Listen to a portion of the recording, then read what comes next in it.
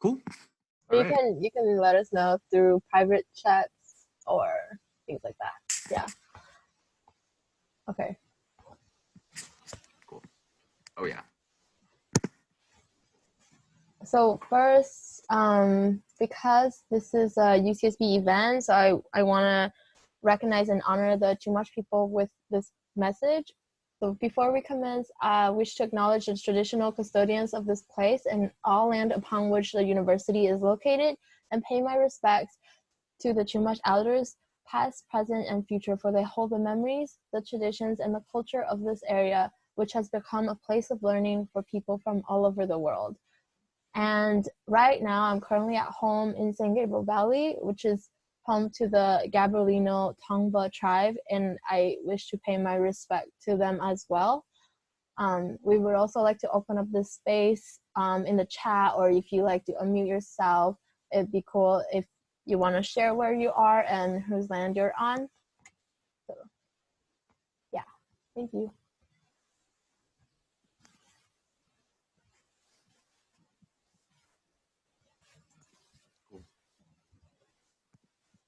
So welcome everybody to our Volume 1, Environmental Justice and the Pandemic, brought to you by Zero Waste Committee and Environmental Justice Alliance.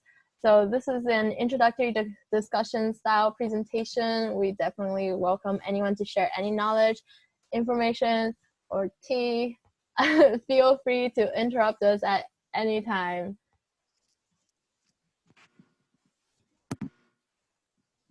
So we just want to set some community agreements. One mic, so basically if one person is talking, let them finish their thought, and then you'll have your turn. Respect each other, understand context, speak from I, which is speaking about your own experience and your own opinions, such as I believe, I thought, I wonder, and stuff like that, versus assuming a group of people. And trigger warning, if you want to bring anything up, make sure to give people a heads up. And just quickly to add on to that, we will be talking a little bit about some racial topics and some food insecurity topics today. So just a heads up. Cool. Here's a quick overview of what we're going to be looking at today. We're going to go over a brief background on what environmental justice is and what it means, and then we will discuss how that exists in relation to the current pandemic with COVID-19. And we'll dive deeper into the specific topic of how the food industry is right now. And then we can open up the floor to any discussion. But I want to make it clear that if you ever want to say anything, feel free to unmute yourself and give us your thoughts. This is meant to be an open discussion. Cool. So what is environmental justice? Environmental justice is kind of the combination between the environmental movement and the social justice movement.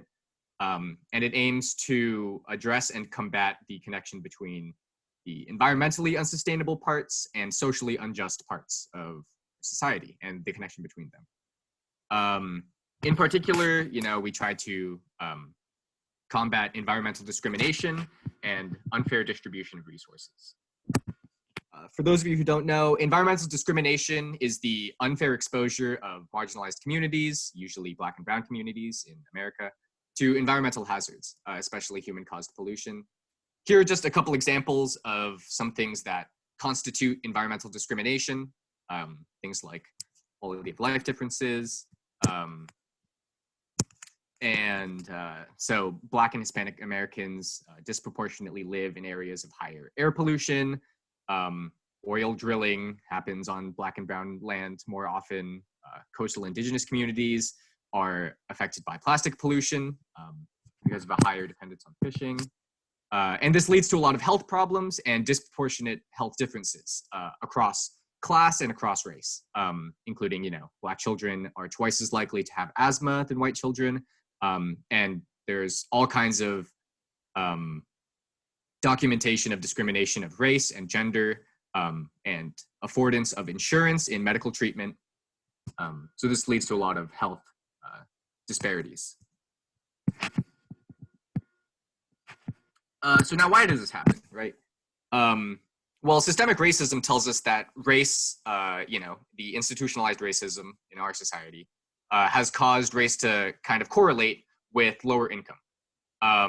And as such, lower income communities are marked by proximity to factories, highways, and waste runoffs. And this happens for a number of reasons.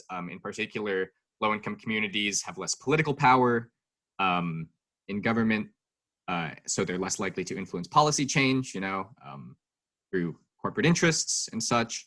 And communities of color have less access to sufficient healthcare by what I was talking about earlier, the difference in treatment, as well as the lack of affordability of healthcare. So there's all kinds of factors that factor into this. And also, I wanted to add one thing about systemic racism and how and why people are grouped together the way they are, and that's because of redlining, right? So then, like in real estate, sometimes, or I don't know when, but I think it's very close in decades ago, where you are only allowed to buy or rent houses here because you are this ethnicity. Or like the real estate agent will direct you to certain places because you are this ethnicity. And that's why people are grouped together the way they are, and where they are grouped, I think later on we'll talk a little more about this, it becomes a place for like sightings. So, yeah. Thanks, Rachel. So just to sum that all up, those who are not in power are subject to the worst environmental hazards and the worst effects of unsustainable human practices. If there are no questions so far, I will proceed. Yeah, feel free if you don't wanna unmute yourself or anything, you can definitely private message one of us, and then we can like just read out your question and then try to address it. Okay, so I'm going to be talking about environmental justice in relation to COVID-19. So as we talked about previously, as Nathan talked about, people of color are disproportionately exposed to higher levels of air pollution. I don't know if you all know about the phrase, "not in my backyard." So basically, people who have money and power are able to say, I don't want like Lulus or locally unwanted land uses like power plants and stuff like that in my backyard. So they have the money and the power to put it somewhere else, whereas people who don't have that money and that power end up being exposed to those things. And that happens to be a lot of people of color for the reasons that Nathan mentioned. And a Harvard study shows that there's a link between COVID-19 deaths and a long-term exposure to fine particulate matter. So people of color are more at risk of COVID-19 deaths because they're exposed to these particulate matters for long periods of time.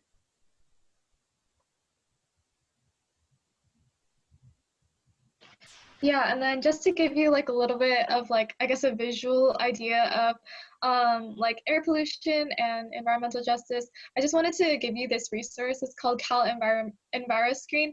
It's like a GIS application using like different like measuring tools all over California to identify particular communities that are most affected by different sources of pollution. So after this presentation, I really encourage you to look at this resource and kind of like play around with it. And maybe if you don't live in Santa Barbara, maybe if you live in a different part of California, you can like kind of see like where like maybe oil refineries or things like that are near your house, and kinds of things like that to kind of just like give you like a sense of like how close and how in our backyard this kind of issue is.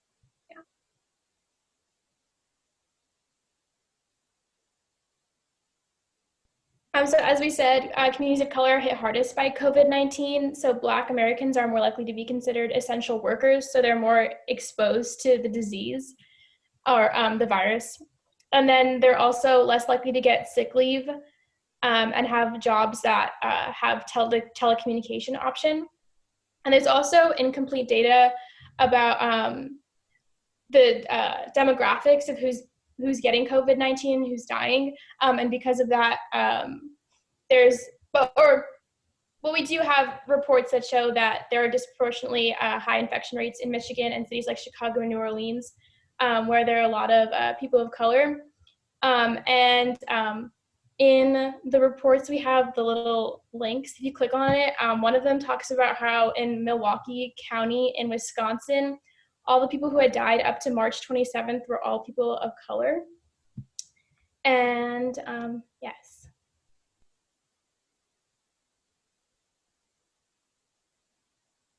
If anyone has any thoughts or anything they'd like to add, it's the time.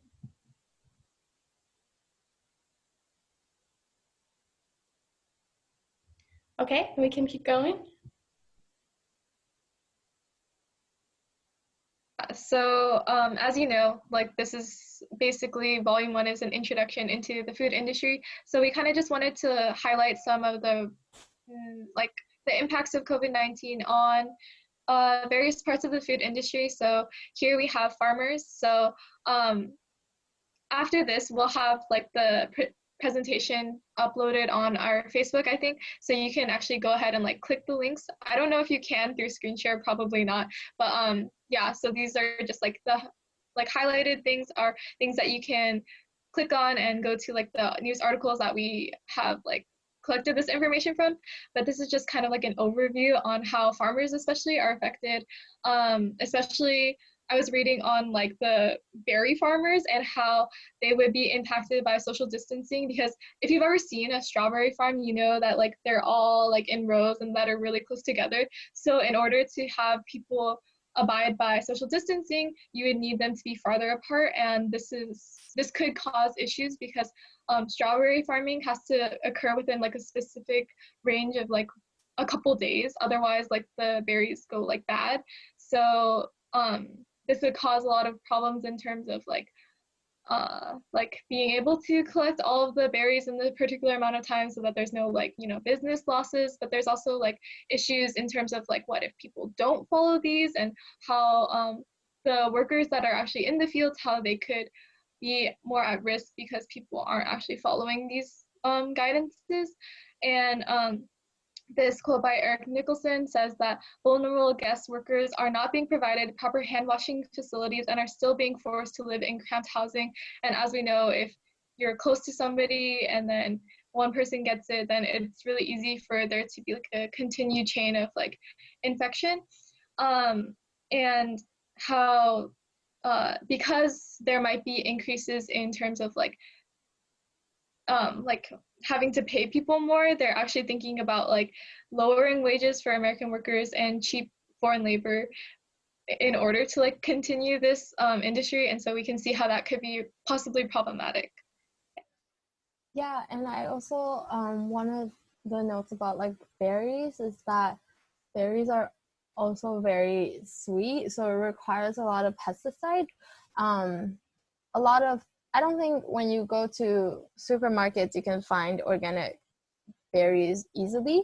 Maybe if you go to a farmer's market you can, but and just to kind of like look at the picture, and you can see how like the workers are always bent over, and it looks like it's not sunny in that picture, but usually the sun is so shiny, and then it's literally a backbreaking job. I think this is like just related to farm workers in general, that also when you use pesticide, like these workers have to be in close proximity of it, and that usually pesticides are also like endocrine disrupting chemicals that will affect your hormones, and if it, you know, it does, and then it'll like affect your brain and nervous system, and this is especially harmful for pregnant women. And yes, a lot of times pregnant women still have to work, so that's one of the things about agriculture. And what Nicole said about lowering wages, and a number of farm workers are also undocumented workers trying to just make a living in the States from wherever they came from. And with lowering wages, it'll be hard to fight because a lot of them are undocumented. Yeah, I wanted to say more, if it's okay to that. Yeah. Okay, yeah, so I personally had like an uncle who worked in the fields and he died of cancer because of the pesticides. So I definitely like how you guys like I'm sorry, I don't know if you guys could hear the helicopter, I'm sorry. You're good.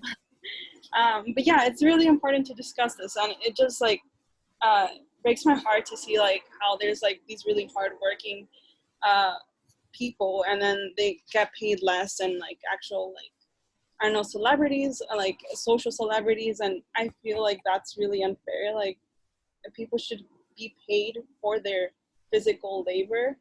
So, but I'm not sure like how one can help, or like what we can do to like help with this problem.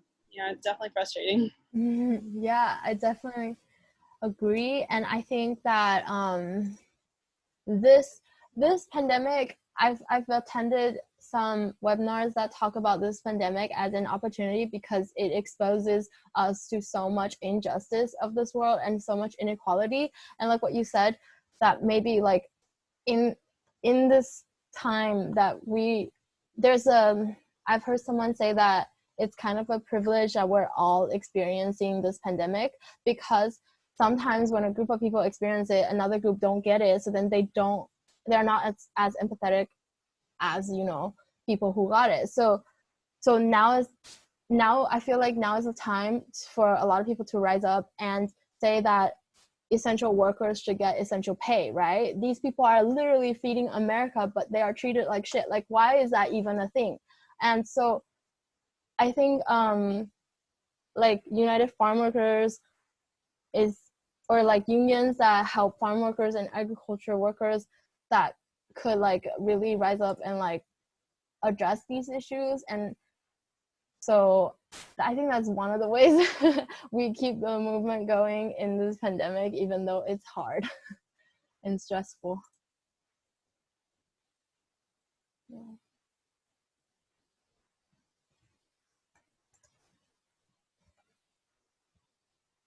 And then another issue that has to do with the food industry is obviously food waste. You might have seen this article that was going around from the New York Times that showed all of the food waste that's happening in America, because a lot of the restaurants and schools and hotels and all the people that would normally take in a lot of this, like milk and onions and all of these sort of like produce things, a lot of them are closed down. So there's no place for these people to like sell their stuff, because a lot of them, like, you can't just like sell a ton of onions to like a single household. You need to like break it down into smaller and smaller packages, and that could cost a lot of money, and like there's a lot of problems involved in terms of like logistics and getting all of this food to people. So a lot of it ends up getting wasted. Here's just some sorts of like statistics that I just pulled from the article, but there's like a ton of food that's being wasted. Like, for example, about 5% of the country's milk supply is currently being dumped, and that amount is expected to double because like a lot of the cheese factories and stuff are closed down because they're not considered essential. So a lot of the milk is being wasted, but you can't just stop milking your cow, because if you stop milking your cow, the cow could get like diseases and things like that could also be very costly to the farmer. And like that just points to some of the like problems that are involved with like I guess like milk production and stuff like that, which is like a whole different issue. Although something I read was that there's this newly proposed by the USDA, the Coronavirus Food Assistance Program, which could be an answer to some of this, because basically what's going to happen is, what they propose is like that we would purchase, or like the government would purchase food from farmers and redistribute it among like different districts to like food banks and nonprofits serving Americans in need. Although there are problems associated with this as well, because as you know, like food needs to be refrigerated and stuff like that, and there's only a certain amount of like space that food banks and other places have to store this food, so there's still going to be like a problem with food waste. Yeah. Wait, I just have a comment that this is crazy that we can't just stop milking the cows and then they will. Yeah, I read an article that said that you like just can't, because like this is wild. This is like capitalism milking everybody, and then they're like, we can't stop, and this is like their excuse. But I don't know like cow like health, but like that's crazy that they use like excuses like that and like was like, oh, we have to keep producing and then just dump it anyway. That's crazy. Yeah, I think Yeah. recently my dad was like kind of explaining some of this to me, and specifically talking about like TP, because more in the beginning, I feel like it's getting better now. In the beginning, when like the stores would run out of stock all the time, my dad was saying how like there are some businesses who are designed to like manufacture all of these, but they're not designed to go straight to the consumer. They're supposed to be like sent to like markets and grocery stores, and then those are like bought from consumers.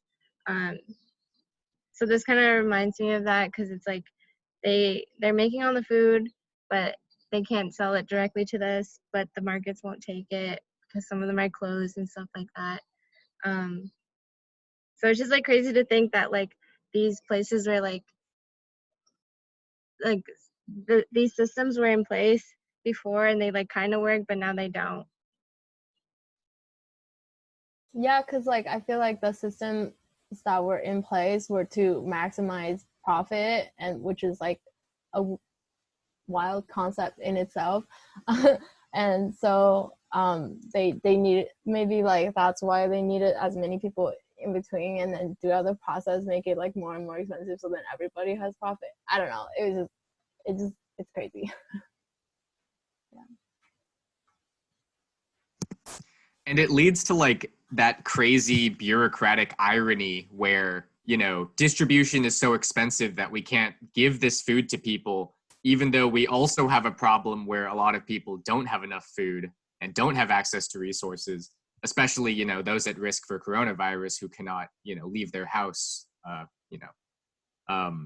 so it is this crazy irony where we have to throw away a bunch of food, but we also have so many hungry people.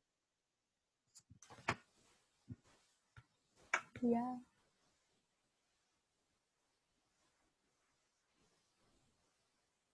Yeah, and then here are some images that I just pulled from New York Times, from like the main article that inspired these slides, of food waste that's occurring. So you see here on the left is like this really, really long, like miles long trench that this onion farmer had to like make because he can't sell his onions, because again, you can't really give like just a normal person like a ton of onions.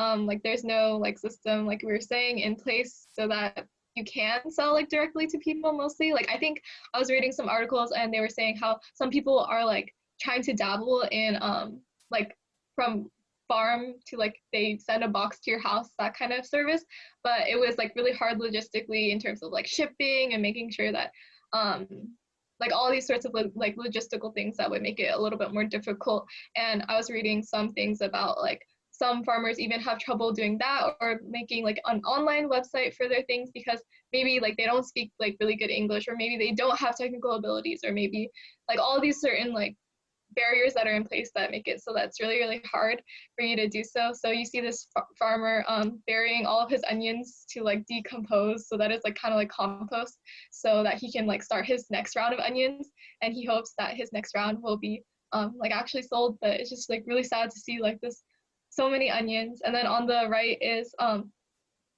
chicken eggs. Like there's too many chicken eggs, and like again the thing of like it's hard to like distribute to like normal people, so they end up like throwing them away, and it's just really sad to see. Yeah, just like some like I guess illustrations and like visualizations of like the reality that we're currently going through.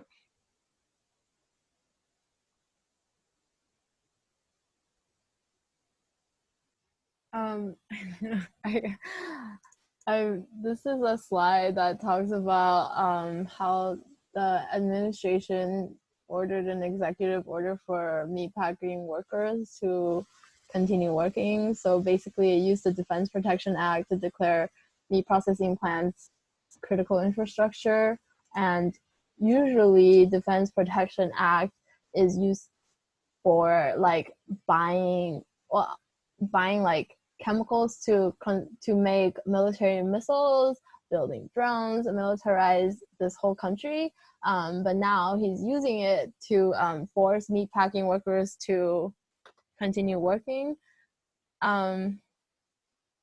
So what does this mean for the workers? More exposure to people in a packed space. And I think you can see in the picture on the lower right that they are standing really, really, really, really, really close to each other. And I don't even know if like the company itself could like provide all the necessary precautions against this virus. This is why the second bullet point says that more than 100 U.S. meatpacking workers have been infected with COVID-19, and more than 45 workers have passed. I mean, and then like this is not even known if people were able to go and get tested. So kind of like a note on testing is also that not everybody have like the privilege of healthcare and being able to go and be a part of the reported cases. Only those who have health insurance can do that. So which means if you're undocumented and you're hired through a third-party agency to work at a meat packing company, then you don't have the benefits of the company. You can get tested. So then these places become a hotspot for COVID-19, and then the president is trying to make it keep going. I know that a lot of meatpacking companies have already shut down, and then they're continually being shut down. So hopefully, hopefully more shut down without compromising anybody else's health. And I also want to say that I try to see past the numbers because it's easy to disassociate I guess myself from these numbers and like, or from workers, and like trying to see that 45 is literally 45 people and human beings, right? And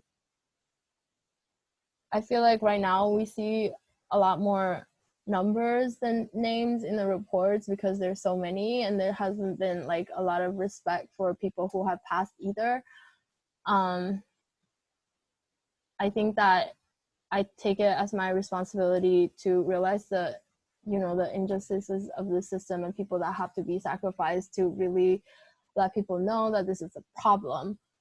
And so one of the responses by like Tyson shown here and like Wayne Farms, Smithfield, like all these like big meat packing companies is like putting a plastic sheet in between workers, and it doesn't do anything.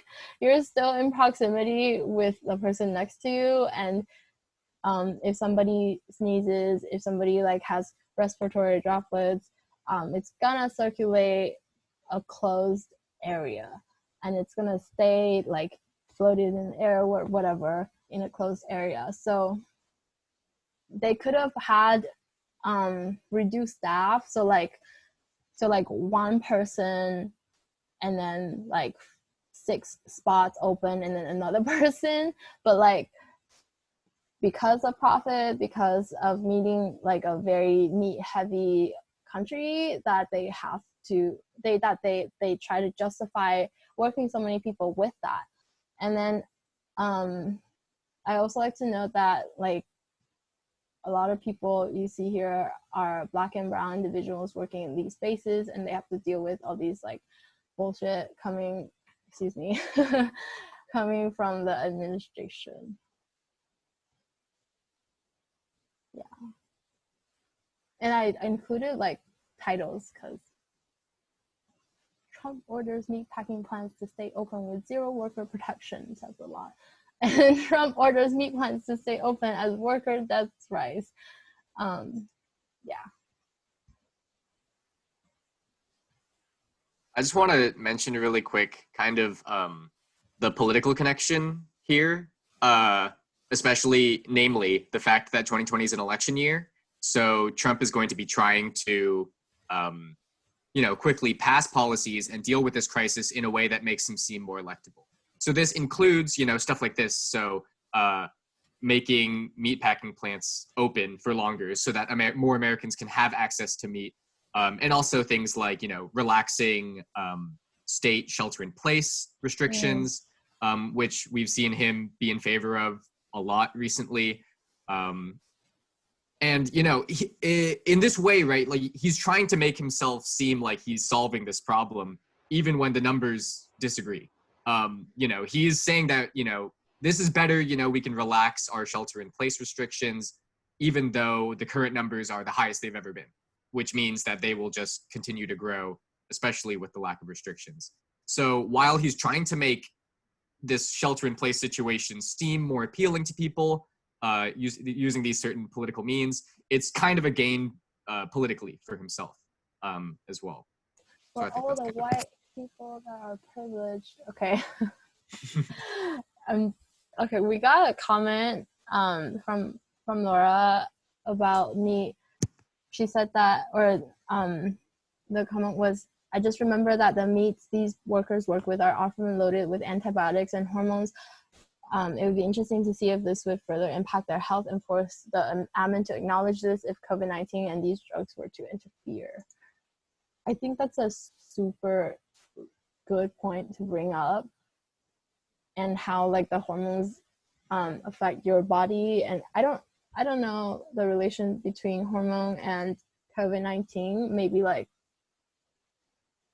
hormones in your lungs and respiratory system that gets affected by the chemicals, then that would like affect your response to the virus. Then maybe that's like something, if anybody like does a research on it, and then that would be like really interesting to see too. Yeah. Thank you for bringing it up.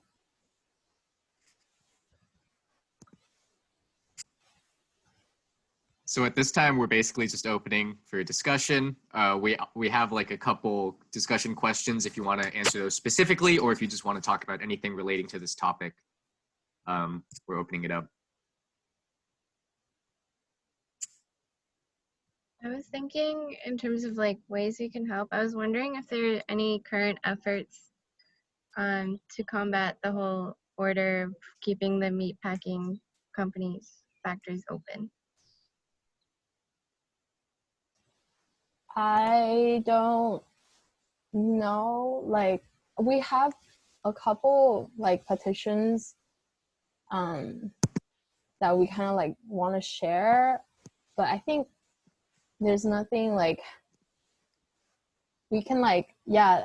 So the first one is like support farm workers for those that are undocumented, and then the other one is protecting the farm workers. And I don't know about the meat executive order. Maybe if you can like, if people feel really inclined, you can call the meat companies and be like blah blah blah blah blah in a respectful way.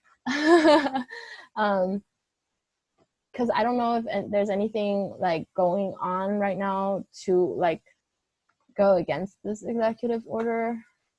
And I think he made it executive order. Is that because nobody can go against it? I just looked it up, Okay. and I found an article that said, despite the order, 7 more have closed this past week. So I guess some of them are still closing despite Trump's orders, which is probably good to hear.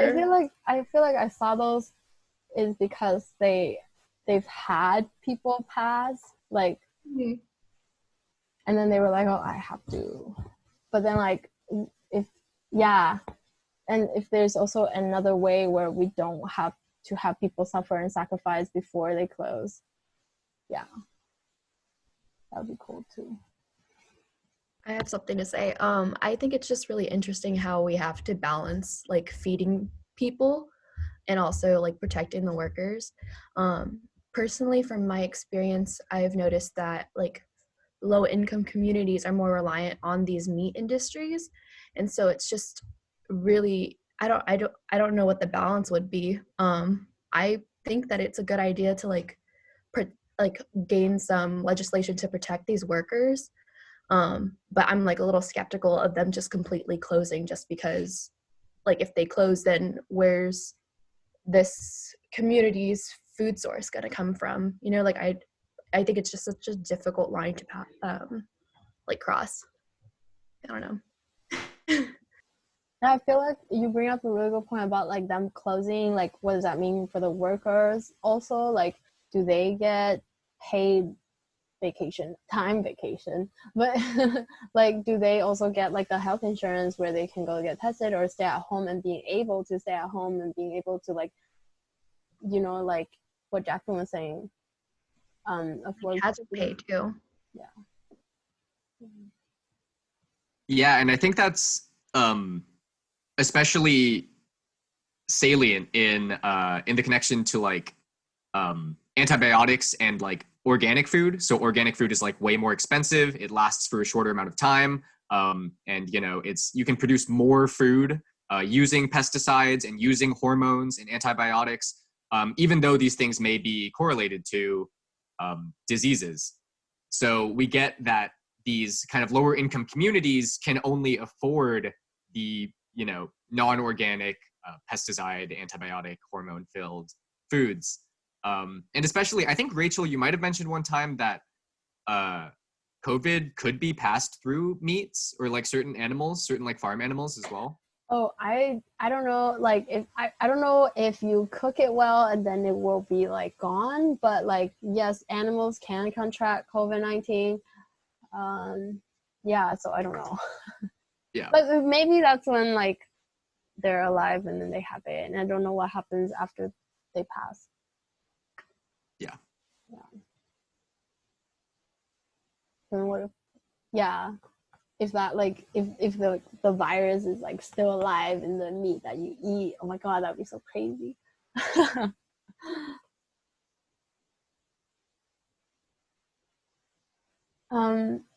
Celine has a question on the question is, I am kind of curious of what restaurants are doing for food waste right now, like the dining commons.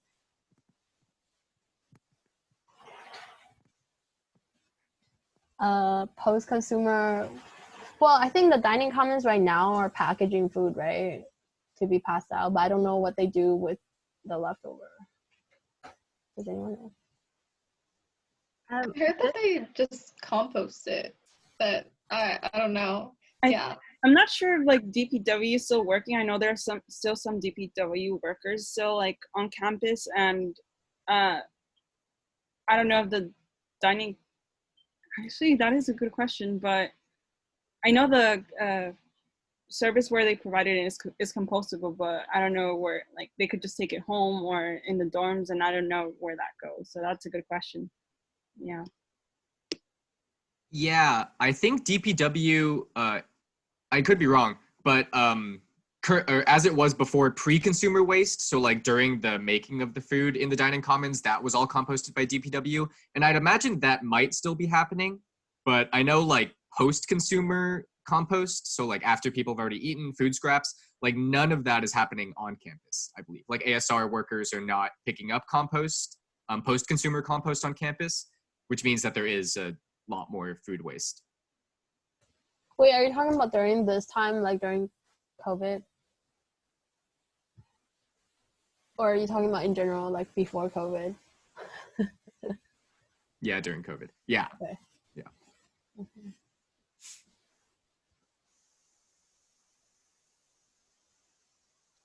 That's a good point. I don't know about restaurants though, or what local IV restaurants are doing. I know there's a restaurant in my county that's currently completely closed to the public, but is producing like meals for communities right now.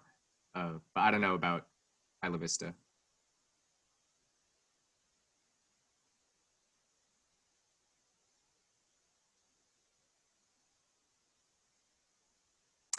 What do y'all think of the protesting to end the stay at home?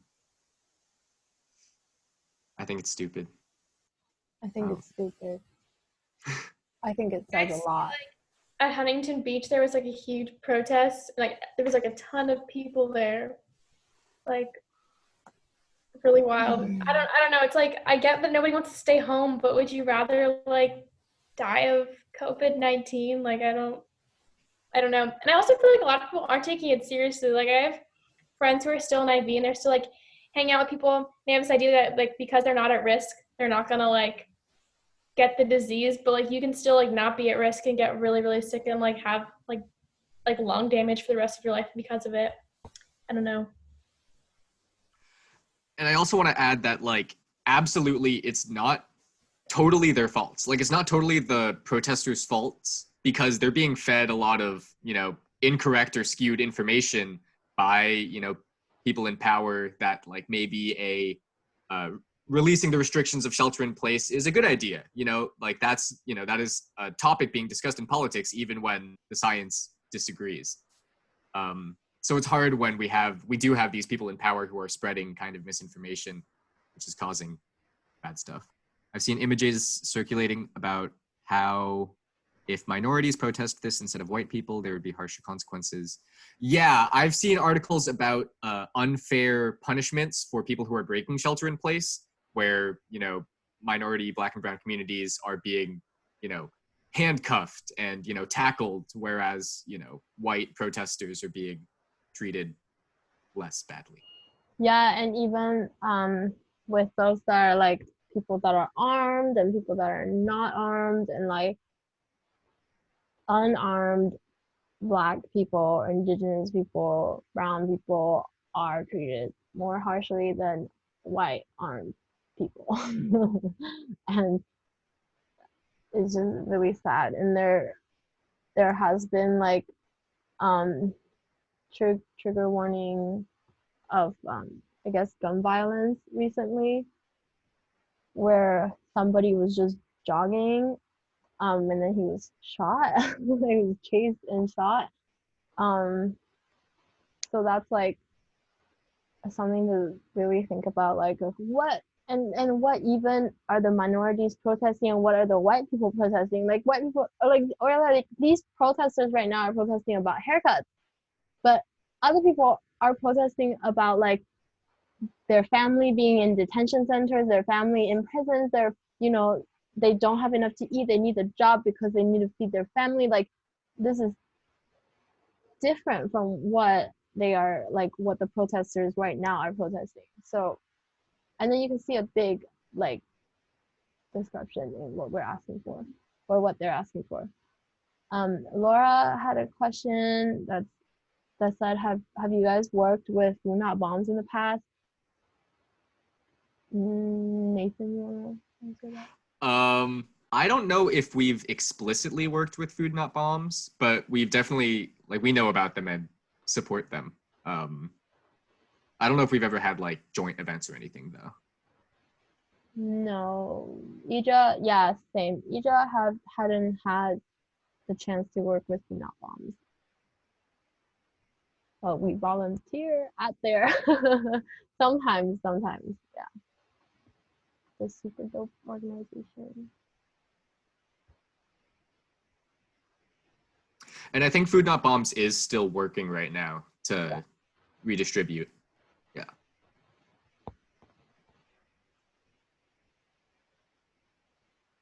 But I don't know how, I think they're changing their way of distributing the meals. Yeah. Food Not Bombs is so dope. They literally gave free food to Cola every single day when they were strike, like in front of Store Tower. We provided compostable warehouse for zero waste. Yeah, we helped out with that. So it's super cool. No, it is not an AS entity. I think they just formed. Yeah, and a lot of people in there are also a part of Bonfire Collective. So that's another one.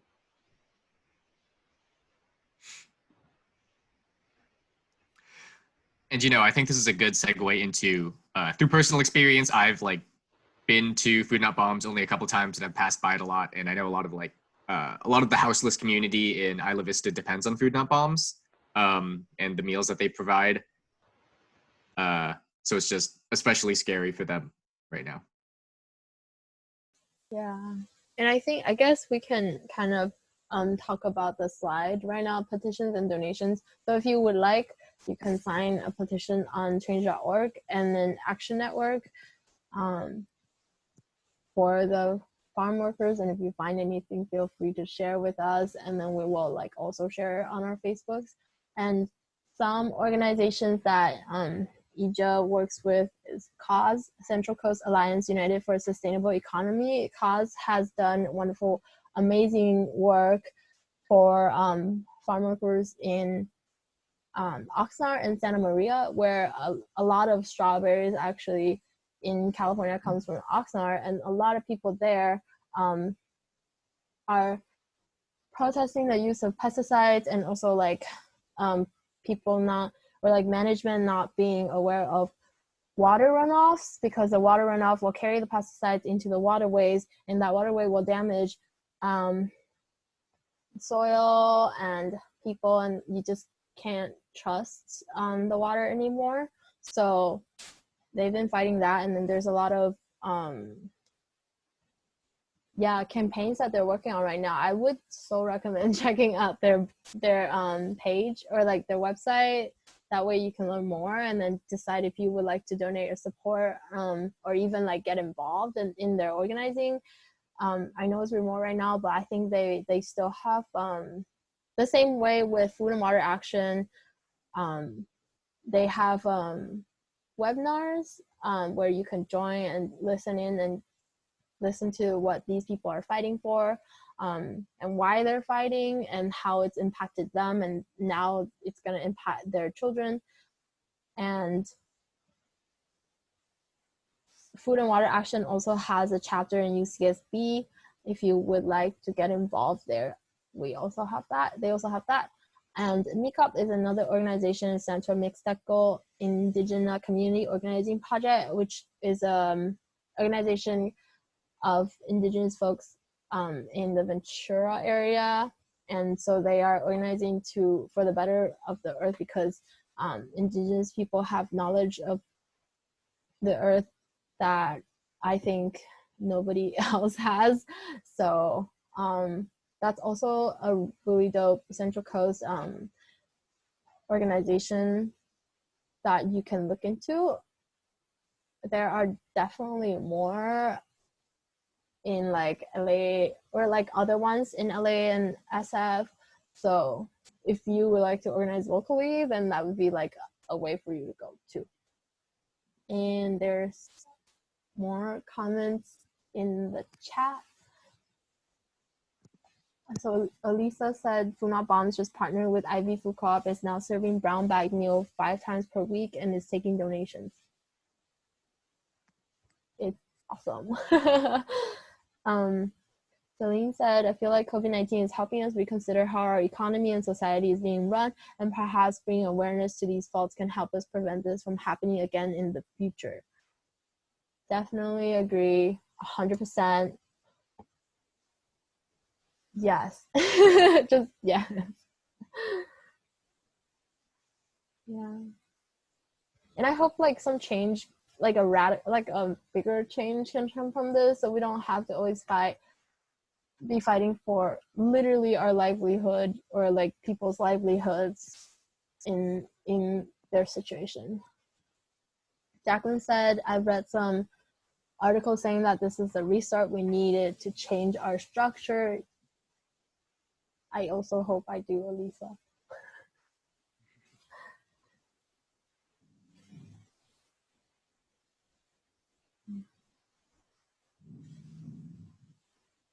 And Jacqueline said, so how do we take advantage of this and plan for a greener future?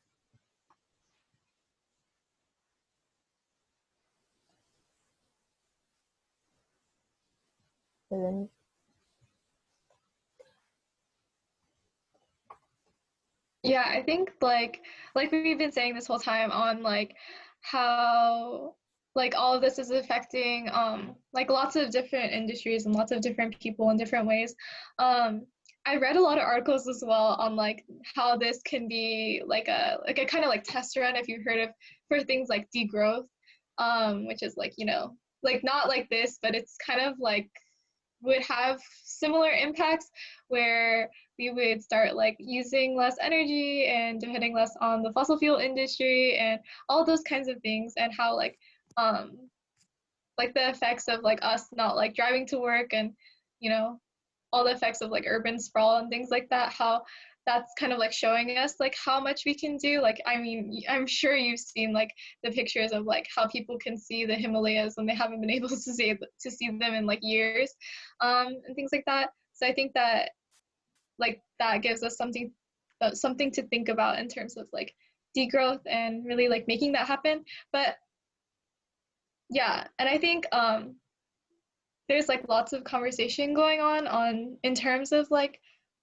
how we can like take this and turn it into something that like lasts long term, instead of rather than us just like jumping back into it and like, you know, restarting the economy and like opening up our factories and things like that. Yeah, I don't know where I was going with that, but No, that totally makes sense. Oh, sorry. oh no, go. Okay, yeah, so I also like what you brought up, and also I thought about like how now a lot of people are working from home, or some people who are privileged enough with a job that they can work from home, and then that like introduce a new reality of that maybe you can just work from home and you don't have to commute to work anymore and stuff like that. So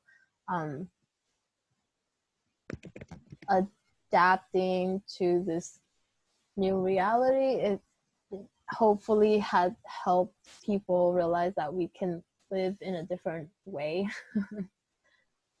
I think what I'm worried about is that like people will just jump in to like our old habits again, like be so excited when it's all over and not consider what we've learned or what we've like seen while we're doing all this shelter at home and like learning from all our mistakes. Basically, like we're just gonna get so excited about going back that no one's gonna pay attention to those things anymore. I think that's like what I'm worried about. Also, I'm gonna send this poem somebody like wrote and like I guess like performed on Facebook. It's called The Great Realization. It's kind of like about that idea that Nicole is talking about, and Rachel. I'll send it in the Slack. I suggest watching it. Also, I quickly want to say that it is 4:00, so feel free to leave. But we will be posting these slides, and in the slides, it has links to all the donations and petitions that we mentioned, as well as sources to all the facts that we talked about today.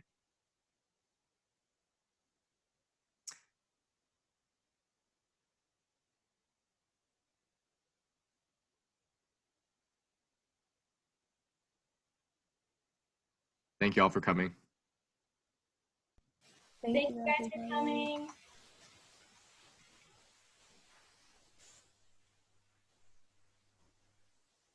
I think we have next.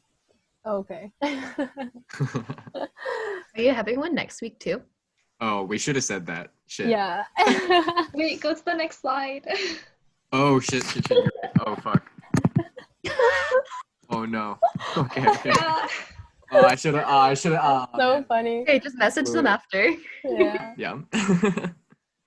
Yeah, we'll put it in like the Facebook page event. Yeah. But this should be fun. Yeah, you guys are like doing a really good job. This is such a great idea, and I hope more people join in next week. All right, have a good day, everyone. Bye. Bye, Jacqueline. Bye. Sweet. I think that went well, guys. Me too. Yay. Yeah. You can stop the recording if you want, Rachel. Oh, you're right. Okay.